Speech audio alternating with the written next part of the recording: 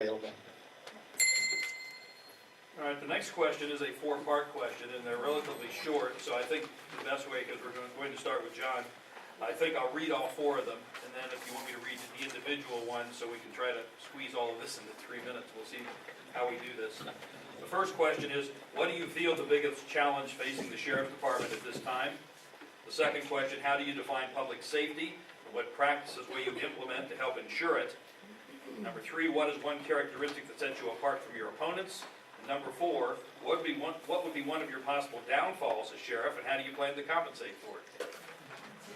Okay, help me back to the first one. Okay. What do you feel the biggest challenge facing the Sheriff's Department at this time? Well, I think the biggest issue facing the Sheriff's Department and the community is our heroin problem. It is absolutely an epidemic, and I don't mean to sound like a doom and gloom guy, but unless you've got your head buried in the sand, it is an epidemic here in LaPorte County. It's not a problem to identify it. Anybody can identify the problems. It's what are you going to do about it? We need to stop talking about the issues we have here in LaPorte County, and we need to start doing something about it. How do we do that? We involve the public, we involve community service organizations, we involve faith-based organizations, we involve the courts, we collaborate with law enforcement, call in additional resources, we get treatment that is readily available to our substance abusers. We treat them like they're members of our society and not castaways. We get them into treatment, we get them back here, we set up support networks for them because they fight those demons each and every day. We have a strategic plan that we need to put into place as to how we're going to deal with this, and that'll start the day after the election, not January 1st or after I start to learn the ropes a couple years down the road.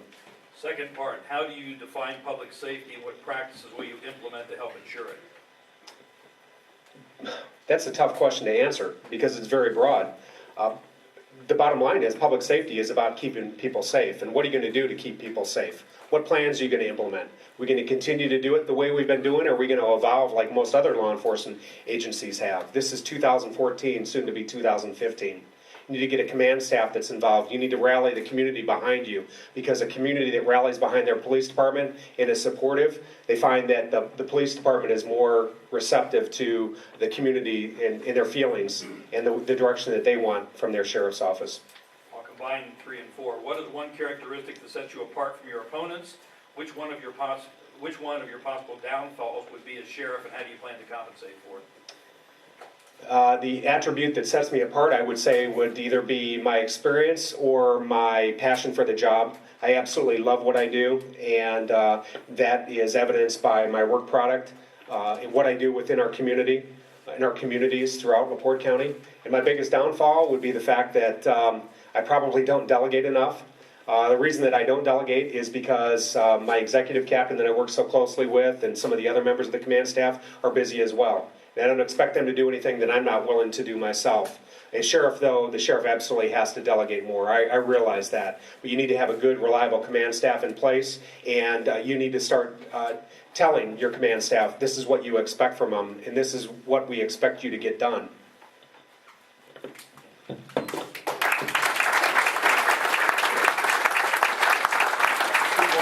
First question, and then we'll take them as we did with John. What do you feel the biggest challenge facing the Sheriff's Department is at this time? Well, I'd have to agree with the drug problem. I disagree a little bit with how we're going about, or how we may go about solving that. I know you're not going to believe this, but I was raised a Latter-day Saint, and I've never had any recreational liquor. In fact, I was surprised when I found out that some cough syrups have alcohol. Other than that, I've never had that. And I don't understand why we can't raise a generation of that. Yes, that's extreme. You're not going to find many cases where, somebody's never had a drink before, but in my case, that's so. But there are other things that the kids aren't learning that are leading to this. And one of them is, now you put a Pepsi in front of me and it's going to be gone in a couple minutes. You put a chocolate bar there, it's going to be gone. I have, my issues still, as anybody does. My chocolate saying is the proper utensil for eating milk chocolate is a shovel.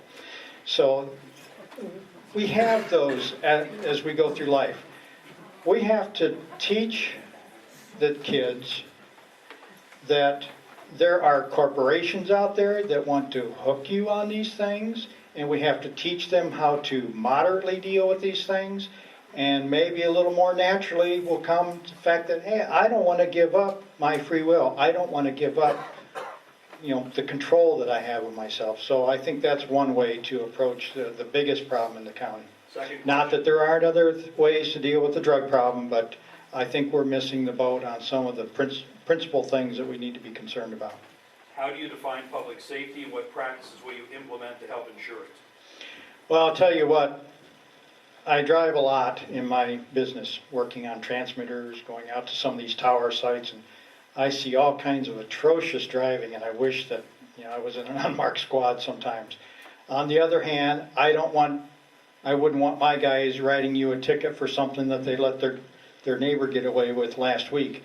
So, yes, we have to be safe. There's an awful lot of us out there that are going through stop signs like crazy. I mean, it's very strange. I don't know why suddenly we're having this trouble, but public safety is mostly when you're out on the street, and we need to be sure that you're safe, and if at least pulling you over and giving you a warning or something, but we've got to try and change some of the habits in this county.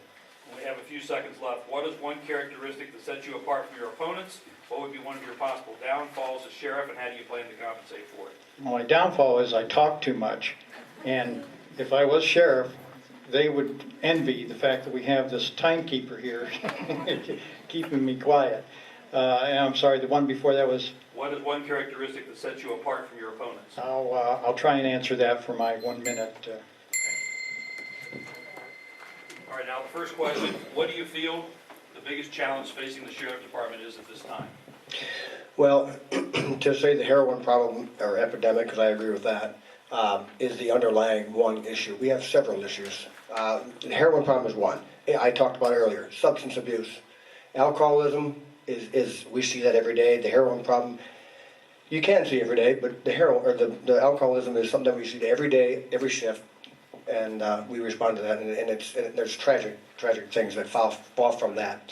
So you have a substance abuse problem, but with that, I just touched on it, domestic violence. Anything in this world today, if you read the paper, turn the radio on, ESPN, I can't believe you can watch sports now, and now they're talking about substance or domestic abuse policies now they have to put in place. It is a prevalent problem in this community, nationwide as well. So we have multiple things that are going on, and we need to address all of them. We need to be diligent. We need to be accountable. We need to go to work and start working on these problems. How do you define public safety? What practices will you implement to help ensure it? Well, defining public safety is to be accountable, approachable, accessible to the public.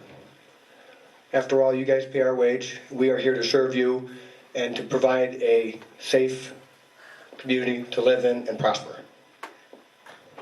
Final question. What is the one characteristic that sets you apart from your opponents? What would be one of your possible downfalls as sheriff, and how do you plan to compensate for it? Well, the idea of approachability, I'll talk about this a little bit later, but the idea of approachability, that's what sets me apart from both candidates. I can talk to anybody. Like I said, I'm a proud blue-collar citizen of this county, and I've got a passion for people. I got a passion for my job, and I got a passion for people. And it's probably because I'm raising 2 girls. So I've always said it's the best thing that's happened to me. And the idea of wanting to help people is really what drives me each day. So, but to do that, I have to be approachable. So I feel like I am. And I hear it each day when I actually go to work. I hear it each day as I'm campaigning throughout this past year, more than a year now. And I pride myself on it. As far as a weakness, it's probably impatience. When I get an idea that I want to do something, I want it done. And I realize now with government, it's not always going to work like that. So that'll be tough for me. But the idea of being diligent to get the job done is what you can rest assured that come January 1, when I'm your sheriff, that we're going to do that. Thank you.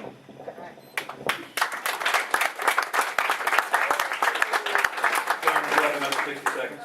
Steve, you have your last minute. Yes, I do, thank you.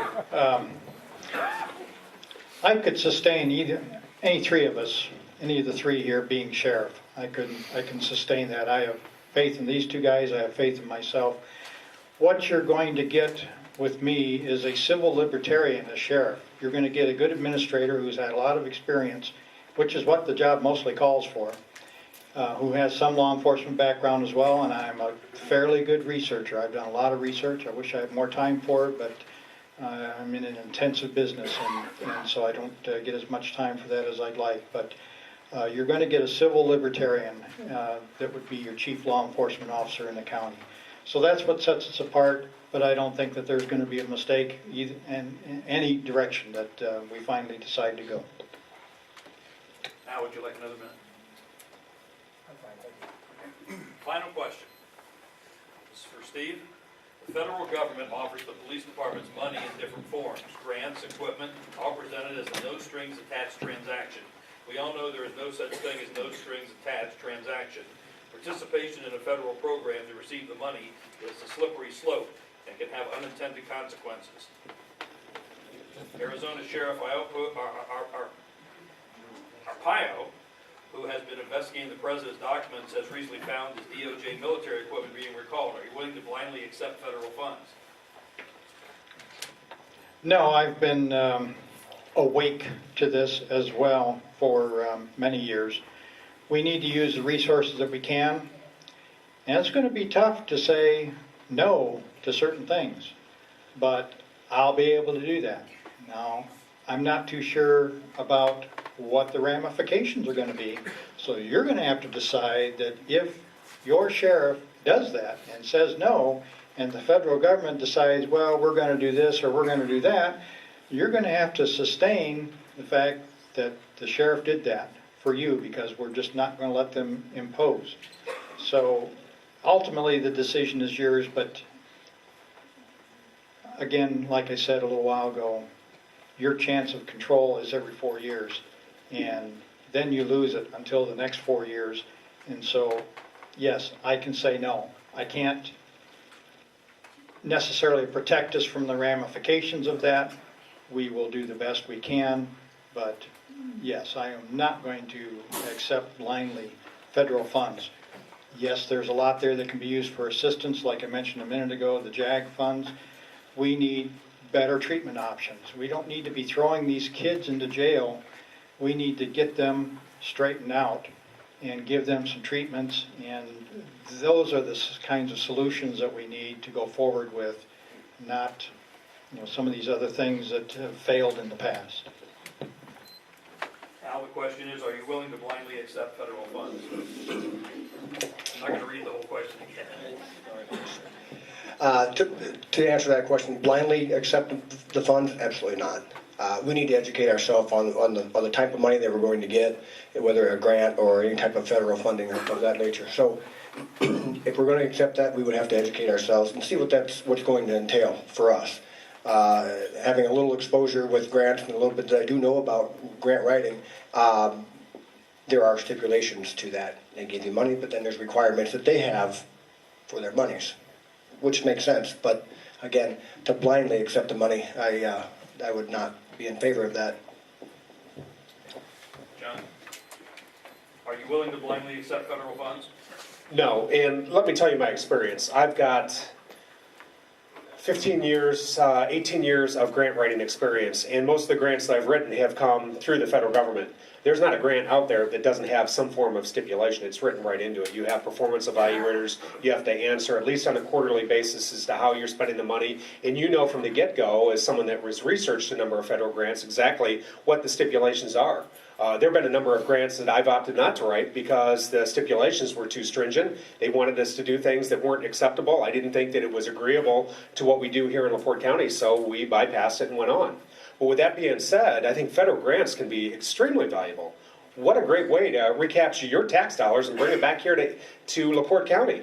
Why should our federal tax dollars go out to Los Angeles, California, or Houston, Texas, and battle their issues, or Washington, D.C., where they can flush it down the toilet? Why not bring it back here to LaPorte County? And I think grants can be of extremely valuable resource, and it can supplant our budget, because we have an $8.4 million budget, but when you consider what we do with our budget, it's not a whole lot. 73% of our budget is tied up in salary.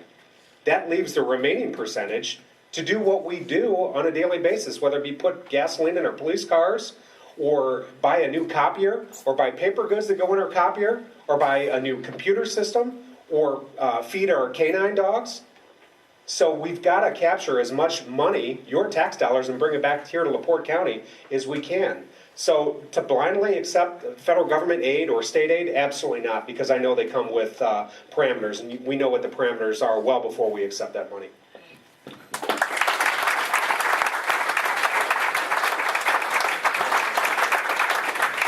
Sometimes the strings that are attached aren't stringent enough. In this report, I noted that the ACLU found that the only requirements for police departments getting a lot of this equipment, which again can be useful to protect the police officers in situations where they're properly used, but the only requirement that's been there has been for proper inventory and proper accounting of where the equipment goes. You can even ship it to another police department so long as it's accounted for and that's approved by your state coordinator. But there's been a lot of misuse of this equipment where people have died. There's no strings for that. They don't have any requirements for that. So yes, we need to look at everything very carefully so that we're not doing things blindly. But you should know that there are some times that there aren't stringent enough strings on things and things are being abused. Al?